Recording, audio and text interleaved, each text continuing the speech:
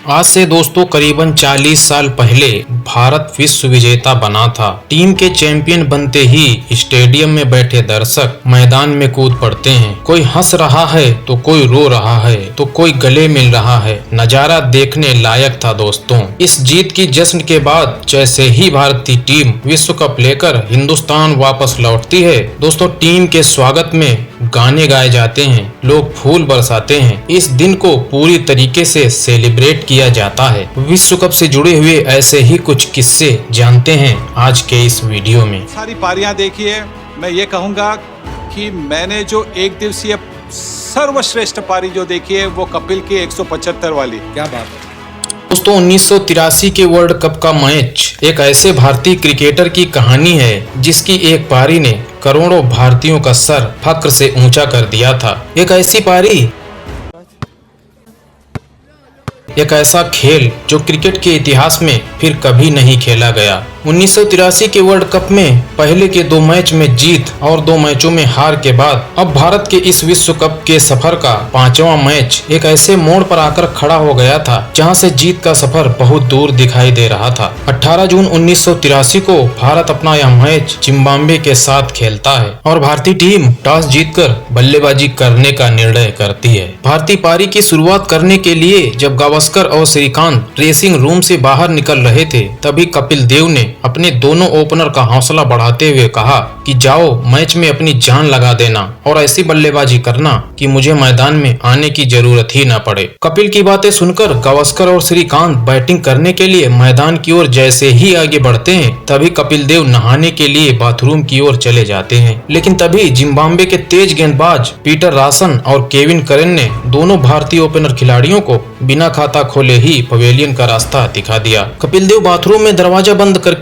तसल्ली से नहा ही रहे थे तभी बलविंदर सिंह संधू कपिल देव के बाथरूम का दरवाजा खटखटाने लगते हैं। तभी मोहिंदर अमरनाथ और संदीप पाटिल का भी विकेट गिर जाता है। बलविंदर सिंह संधू की नोक से कपिल देव के दरवाजे का शोर पड़ता जा रहा था क्योंकि महज 9 रन के स्कोर पर भारत अपने कीमती 4 विकेट खो चुका था। सुनील गावस्कर और श्रीकांत बिना खाता खोले ही आउट हो गए थे और अमरनाथ ने 5 और संदीप पाटिल ने महज 1 रन बनाकर घुटने टेक दिए थे। बलविंदर सिंह संधू के लगातार दरवाजा पीटने पर जब कपिल देव ने दरवाजा खोला तो देखा कि भारत के दोनों ओपनर बल्लेबाज कैसे मुंह लटकाए बैठे हुए हैं। तभी कपिल देव ने पूछा कि स्कोर क्या हुआ है। तभी मैनेजर मान सिंह ने बताया कि महज 9 रन पर 4 विकेट गिर चुके हैं। मान सिंह की बातें सुनकर कपिल देव को जैसे सांप सूंघ जाता है। भारतीय टीम के 4 विकेट गिरने के बाद जब कपिल देव मैदान पर पहुंचते हैं, जिम्बाब्वे के खिलाड़ियों की खुशी ये बता रही थी कि उन्होंने भारतीय टीम के हाथों से ये मैच पूरी तरीके से छीन लिया है। लेकिन वहीं भारत का संघर्ष जारी था। भारतीय दर्शक उम्मीद लगा रहे थे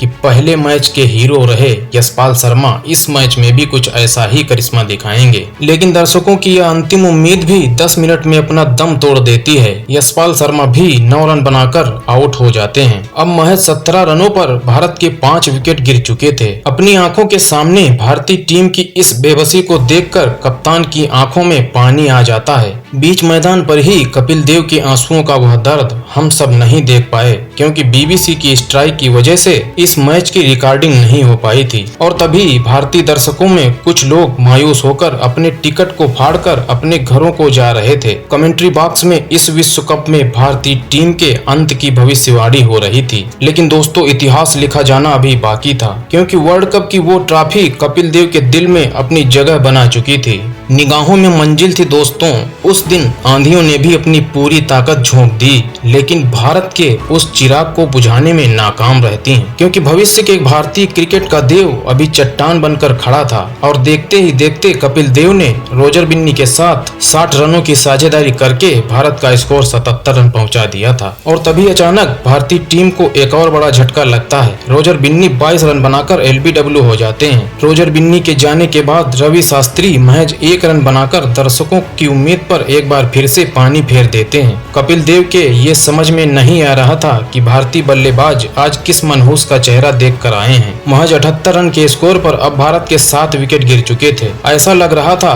सिर्फ 100 रनों पर ही पूरी भारतीय टीम बिखर जाएगी, लेकिन मेरे दोस्त कहानी अभी भी अधूरी लग रही थी। रवि शास्त्री के जाने के बाद अब मदन लाल मैदान पर आ चुके थे। कपिल देव ने मदन लाल के साथ 49 रनों की साझेदारी की, तब तक लंच हो चुका था। भारत अपने 7 विकेट खोकर 127 रन बना चुका था। लंच होने के बाद जैसे ही कपिल देव अपने ड्रेसिंग रूम में आते हैं, तभी अचानक से वहां बैठे साथी खिलाड़ी अपनी नजरें चुराने लगते हैं और सबकी नजरें शर्म से झुकी हुई थी। इस मैच को हार जाने के बाद भारत के सेमीफाइनल में पहुंचने के सपने अब अधूरे ही लग रहे थे। भारतीय खिलाड़ियों में ये दर्द साफ साफ उनकी आंखों में दिखाई दे रहा था। हालात बता रहे थे कि इस मैच में भारत की हार निश्चित है और सभी भारतीय खिलाड़ी इस हार को अपने मन ही मन में स्वीकार भी कर चुके थे। सिवाय एक खिलाड़ी के, भारत के कप्तान अभी भी चट्टान की तरह खड़े हुए थे। 24 ओवर का खेल अभी भी बाकी था दोस्तों। जैसे ही लंच का समय समाप्त होता है, खिलाड़ी मैदान में आते हैं, लेकिन भारतीय कप्तान के तेवर कुछ बदले हुए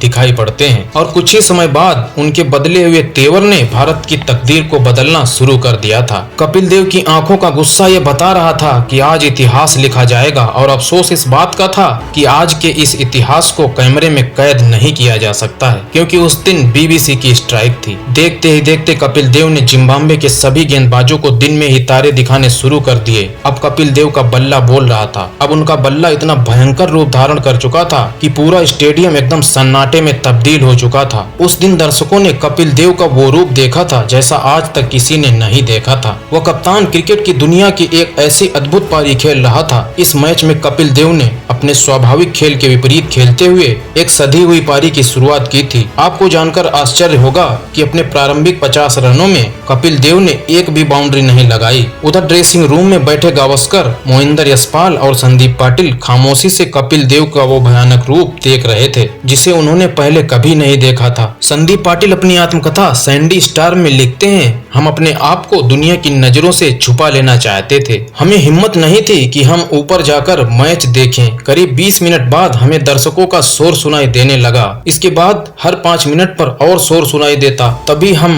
यही सोचते कि क्या भारत का एक और विकेट गिर गया है या कोई चौका पड़ गया है। यकीनन हमें कुछ भी नहीं पता था और तभी शोर को सुनकर खिलाड़ी ऊपर जाने लगते हैं। उसके बाद उन खिलाड़ियों ने मैदान में अपनी आंखों के सामने जो होते हुए देखा था वो किसी अजूबे से कम नहीं था। वे भारतीय कप्तान की ऐतिहासिक पारी को देख रहे थे और जब तक कपिल देव खेलते रहे तब तक सभी खिलाड़ी अपनी जगह से टस से मस भी नहीं हुए। तभी एक खिलाड़ी की नजर स्कोर बोर्ड पर जाती है और देखते ही देखते कपिल देव भयंकर पारी खेलते हुए 160 रन बनाकर खेल रहे थे। इस स्कोर को देखकर लोगों के दिलों की धड़कनें तेज होने लगती हैं, क्योंकि कपिल देव अब एक विश्व रिकॉर्ड को तोड़ने वाले थे। अब ग्लेन टर्नर के हाईएस्ट स्कोर 171 से कपिल देव महज 11 रन पीछे चल रहे थे और सबको डर लग रहा था कि कहीं बड़ा शॉट खेलने के चक्कर में कपिल इस रिकॉर्ड से चूक न जाएं। लेकिन कुछ ही देर बाद कपिल देव ने दुनिया के सबसे बड़े विश्व रिकॉर्ड को तोड़कर इतिहास रच दिया। जैसे ही कपिल देव ने 171 रनों के इस रिकॉर्ड को तोड़कर 172 रनों पर पहुंचे, पूरा स्टेडियम तालियों से गूंज उठा। सभी खिलाड़ियों ने उनके सम्मान में अपनी जगह से खड़े होकर तालियां बजाई। स्टेडियम में अचानक इस बदलाव को देखकर बैटिंग कर रहे कपिल देव और सैयद किरमानी को कुछ समझ में नहीं आ रहा था। तभी एम्पायर पेंटी मेयर ने आकर जब कपिल देव को बधाई देते हुए बताया कि आपने विश्व क्रिकेट की सबसे बड़ी पारी खेली है, आपने ग्लेन टर्नर के 171 रन के रिकॉर्ड को तोड़ा है, तब कपिल देव ने अपना बल्ला उठाकर दर्शकों का अभिवादन स्वीकार करते हैं। कपिल देव ने हार की दहलीज पर खड़े इस मैच में 138 गेंदों में 175 रनों की नॉकआउट पारी खेलकर भारत की ऐतिहासिक जीत दर्ज कराई। भारत अपने पूरे 60 ओवर खेलकर 8 विकेट के नुकसान पर 266 रन बना चुका था, जिसमें अकेले कपिल देव ने 175 रन बनाए थे। जैसे ही मैच खत्म हुआ, कपिल देव पवेलियन वापस लौटे तो सभी भारतीय खिलाड़ी आपस में गले मिलकर रोने लगते हैं। गावस्कर ने रुधे हुए गले के साथ कपिल को पानी का गिलास पकड़ाते हुए कहते हैं, बैड लक यार, यह हमारा दुर्भाग्य है कि इस ऐतिहासिक पारी को दुनिया ने मिस कर दिया, क्योंकि बीबीसी में स्ट्राइक के कारण इस मैच को लाइव नहीं दिखाया जा सका। दुनिया में सौभाग्यशाली हैं वो लोग जिन्होंने अपनी आंखों से इस मैच को देखा था। भारत ने जिम्बाब्वे की पूरी टीम को 235 रनों पर ही समेटकर 31 रनों से मैच जीत लिया था और इस ऐतिहासिक जीत के बाद भारतीय टीम ऑस्ट्रेलिया को हराकर सेमीफाइनल में अपनी जगह पक्की कर लेती है। रवि शास्त्री अपनी किताब स्टार गेजिंग में लिखते हैं, इस पारी ने कपिल देव को क्रिकेट जगत में अमर बना दिया